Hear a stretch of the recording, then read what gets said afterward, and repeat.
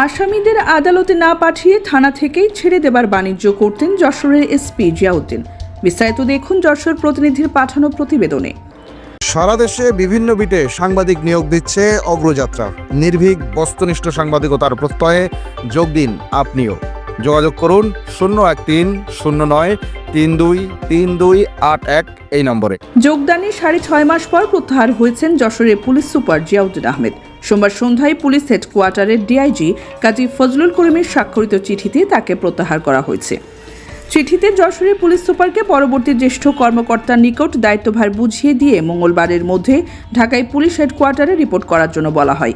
তবে কী কারণে হঠাৎ এসপিকে প্রত্যাহার করা হলো সেটি পরিষ্কার করা হয়নি।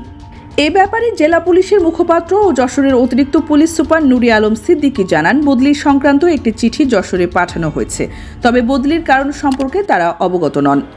তবে তাকে তাৎক্ষণিক প্রত্যাহারের কারণ হিসেবে নানা বিষয়ে আলোচনায় উঠে আসছে।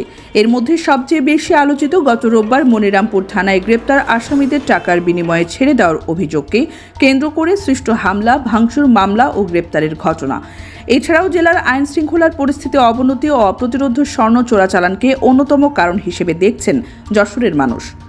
প্রসঙ্গত 2024 সালের 31শে আগস্ট যশোরের পুলিশ সুপার পদে যোগদান করেন ডিএমপির অতিরিক্ত উপপুলিশ কমিশনার জিয়াউদ্দিন আহমেদ। তার মেয়াদে যশোর জেলার আইন শৃঙ্খলা পরিস্থিতির অবনতি হয়েছে। চাঁদাবাজি, খুন, চুরি, ডাকাতি, ছিনতাইয়ের ঘটনায় জনজীবনে আতঙ্ক নেমে এসেছে। একই সাথে পুলিশের বিরুদ্ধে নানা অভিযোগ আসতে থাকে।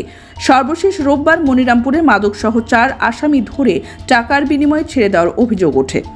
এ ঘটনায় মনিরামপুর থানার ওসি সহ কয়েকজন উপপরিদর্শকের অপসারণের দাবি করে মনিরামপুর থানার ফটকে বিক্ষোভ করে উপজেলা বিএনপি ও অঙ্গ সংগঠনের নেতাকর্মীরা।